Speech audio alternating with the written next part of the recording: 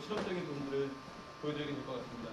제목은 디자인 앤 파브리케이션 오브 일렉트로웨이팅 마이크로 플루이딕 디바이스가 되겠습니다. 사용 부분을 간단히 언급하고 넘어가면 이제 마이크로 터스나 레버너 칩으로 대형화 산업들이 어떤 소형적인 어떤 금속이라든가 어떤 그런 작은 양의 시료를 가지고 칩의 낭비 없이 아주 신속하고 정확하게 실험을 하기 위해서 그리고 또 포터블한 어떤 그런 장점들을 가지고 있기 때문에 어떤 소형화 기술들이 많이 발달이 되고 있습니다. 2002년도에 마크 번스가 사이언스에 어떤 레버너 칩이라든가 어떤 그런 마이크로 토탈 어널리시스 시스템에 대한 어떤 그런 개념들을 발표한 바 있습니다.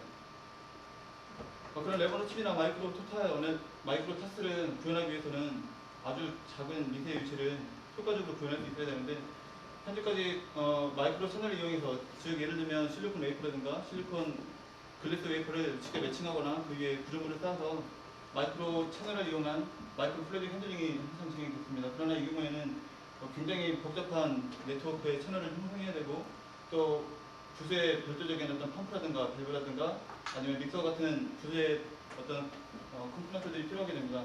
그리고 일렉트로 프로시스나 일렉트로 오스모시스 같은 경우 굉장히 높은 전압을 사용해야 되기 때문에 어떤 미세 유체를 효과적으로 운송하는데 많은 제약이 따릅니다. 그러나 개별적인 물방울을 하나씩 구동하게 될 경우에 아주 적은 전압을 가지고 구동할 수 있으며 그리고 복잡한 채널이라든가 부수적인 기재 없이 효과적으로 구현할 수가 있습니다. 특별히 이러한 디스크리트 마이크로 드라이빗을 구현하는 가장 좋은 방법은 앞서 두 분이 발표해 주셨듯이 일렉트로 웨이팅을 사용해서 정기적인 방법을 이용해서 물방울을 구동하는 것입니다.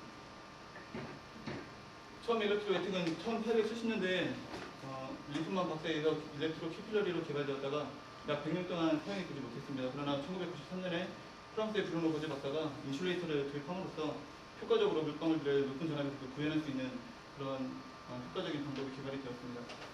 지금 보시는 그림은 전기장을 가했을 때 물방울이 옆으로 퍼지는 그림을 보여주고 있고요.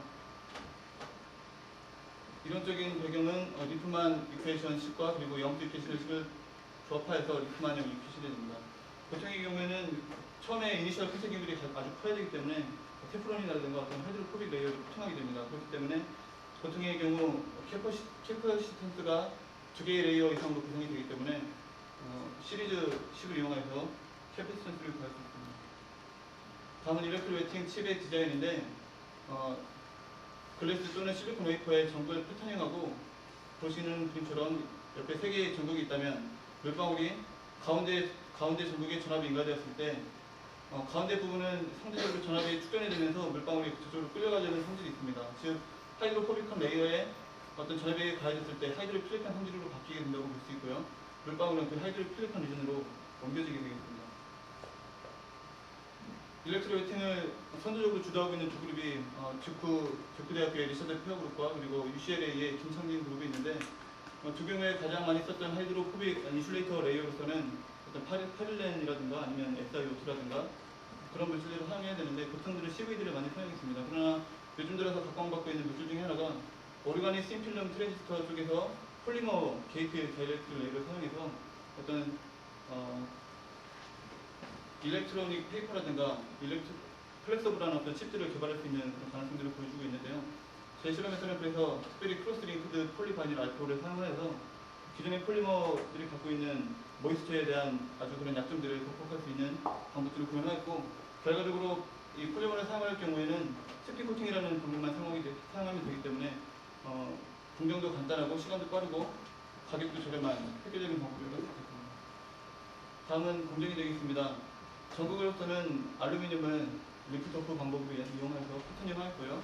그 위에 폴리머들을 코팅하고 그리고 UV를 쐬어서 크로스 링크드 반응을 일으키고 상부 전구로는 ITO 글래스 위에다가 테프론 정도를 하이드로포빅 레이어를 코팅하여서 두 가지를 스페이스를 가지고 조합하여서 최종적인 칩을 구현하게 됩니다. 먼저 첫 번째로 연구한 것은 하이드로포빅 레이어 코팅에 대한 방법입니다. 기존의 방법들은 주로 테프론이 가장 좋은 하이드로포빅 레이어다라고 해서 많이 써왔는데 과연 테프론이 가장 좋을까 해서 세 가지 어떤 하이드로포빅 레이어의 물질들을 선택했습니다. 테프론 AF와 그리고 PCB를 이용해서 플로로카본을 데포지션하는 방법 그리고 렌즈 쪽에서 요즘 많이 사용되어지는 DDMS를 이용해서 댐을 올리는 방법을 이용해서 세 가지 하이드로포빅 레이어를 실험하였고 결론적으로는 테프론 AF가 가장 좋다는 결론을 얻었습니다. 폴리머 다이일렉트릭 레이어로서는 폴리바닐 알코올과 그리고 폴리스타이린과 폴리바닐 아세테이드 세 가지를 5% 농도를 만들어서 사용하였고요. 특별히 PVA는 크로스링크 반응을 시키기 위해서 아모늄 디크로메이트를 사용하여서 UV를 사용하여서 그 크로스링크드 PVA를 얻었습니다. 모든 방막된 엘리트미터를 사용하여서 그 두께를 측정하였고요. 그리고 컨택잉글 애널라이저와 AF면을 사용해서 어떤 표면의 어떤 러프니스를 분석하였습니다. 먼저 테프론을 이용한 것은 농도에 따라서 테프론 두께가 이렇게 변하는 어떤 그래프를 얻었고요. 그리고 테프론 같은 경우 컨택잉글이 110도 이상, 거의 120도 가까운 각을 얻음으로써 굉장히 하이드로포빅하다라는 결론을 얻었고요.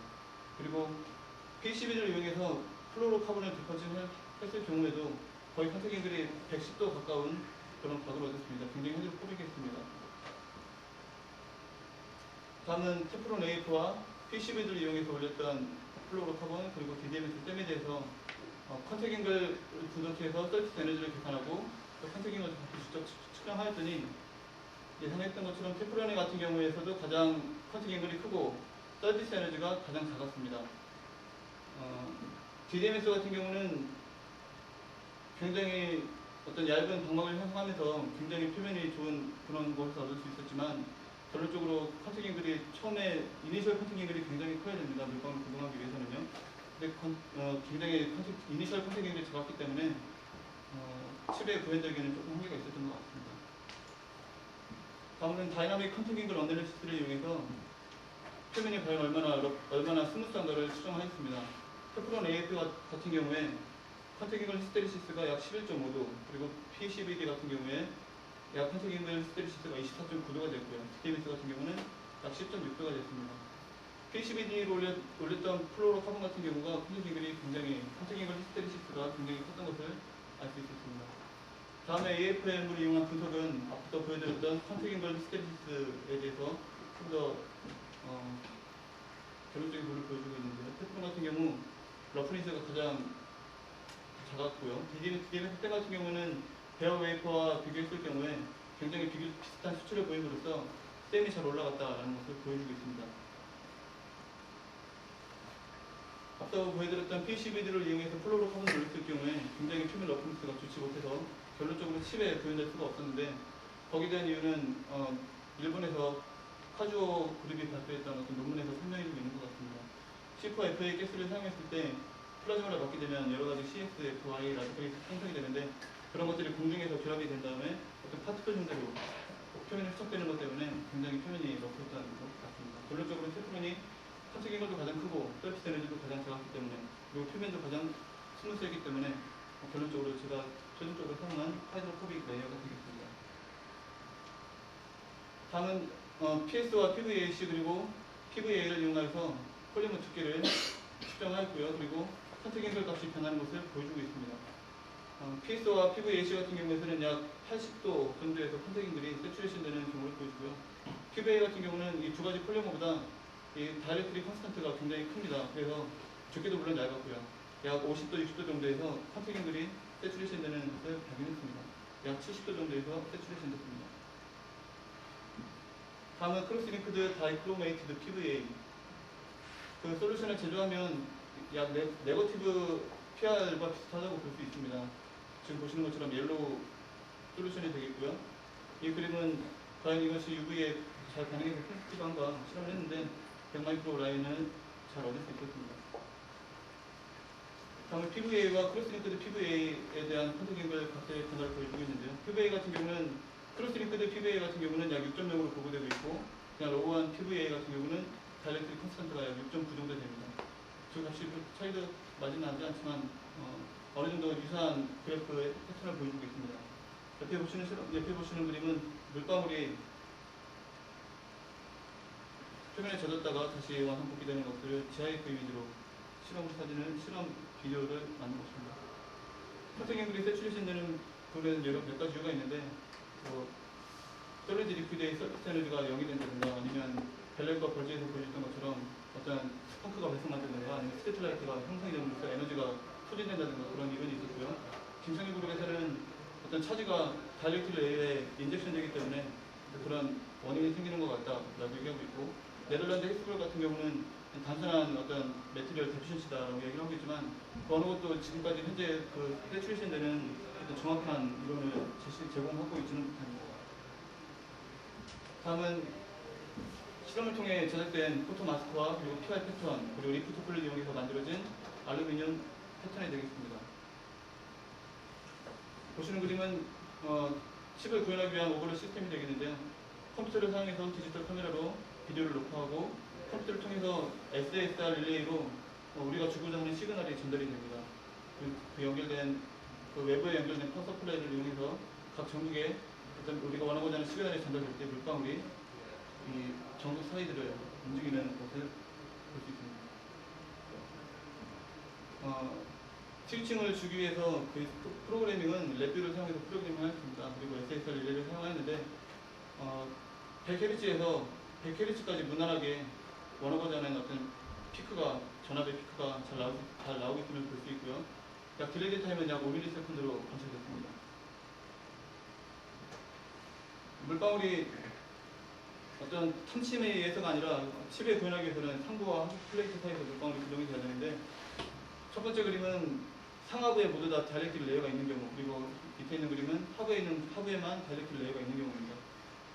상하부에 다이렉트 레이어가 모두 존재할 경우에는 볼티지 드랍이 양쪽 모두에 발생하기 때문에 컨택앵글이 모두 위아래 120한 90도 정도로 나오고 있는 걸 볼 수 있고요. 밑에만 다이렉트 레이어가 있는 경우에는 주로 볼티지 드랍이 밑에만 생기기 때문에 밑에 컨택앵글이 76도 정도로 아주 작아진 것을 관찰할 수 있습니다. 리니어 드러닝 트랜스포테이션으로 5개 전국을 사용해서 볼티지에 따라서 얼마만큼 맥시멈 프리퀀시를 얻을 수 있느냐를 관찰했는데 약 13.3cm/s의 드러닝 속도를 벨로시티를 얻었습니다. 다음은 6개 전국에서 물방울이 지그재그로 움직이는 사진을 보여주고 있습니다. 동영상은 다시 한번 보여드리도록 하겠습니다. 다음 물방울이 12개 전국 사이를 돌아가는 방법을 볼 수 있고요. 이때 사용했던 것은 약 33.3Hz로 100V에서 성공적으로 움직일 수 있습니다. 다음은 12개 전국에서 물방울이 2개가 한 바퀴 시계 방향으로 돌았다가 다시 반시계 방향으로 돌아가는 그런 이미지를 보여주고 있고요. 다음은 물방울이 2개의 전국 사이에 있던 물방울이 가운데의 전국을 원했을 때 가운데로 모여졌다가 다음에 양쪽으로 지그재그 믹싱하는 것을 보여주고 있습니다. 다음 로다민을 사용하여서 플로레스를 관찰한 결과 믹싱이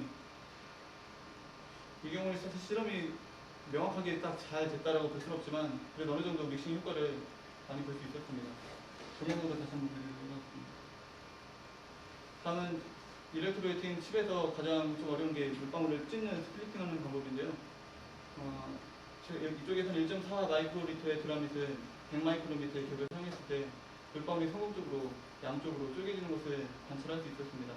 그러나 갭이 크거나 물방울 볼륨이 크거나 아니면 물방울의 비스커시티가 달라지거나 할 때는 그 내기 형성되면서 물방울이 쪼개지지 않는 것들을 볼 수가 있습니다. 결론 부분은 넘어가고요. 몇 가지 동영상을 보여드리면서 발표 마치도록 하겠습니다.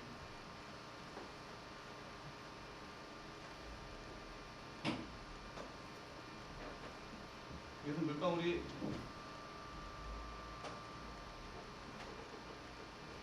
돌았다가 지그재그로 움직이는 동영상을 보고 있습니다. 이때 Hz는 10Hz 정도가 되겠습니다.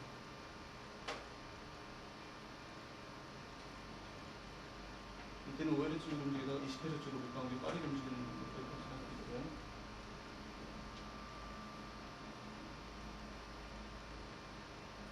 다음은 2개의 물방울이 시계 방향, 반시계 방향으로 회전하는 동영상입니다.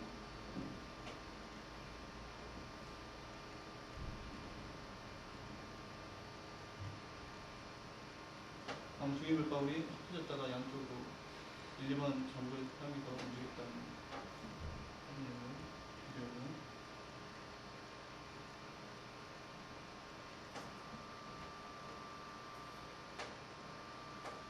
다음은 로다민을 사용했을 때 물방울이 지금 이쪽에 합쳐졌다가 이쪽엔 시커먼 이것은 로다민이 없기 때문입니다. 근데 이렇게 믹싱을 하고 나면 어느 정도 믹싱이 효과적으로 잘 일어나고 있음을 볼 수 있습니다.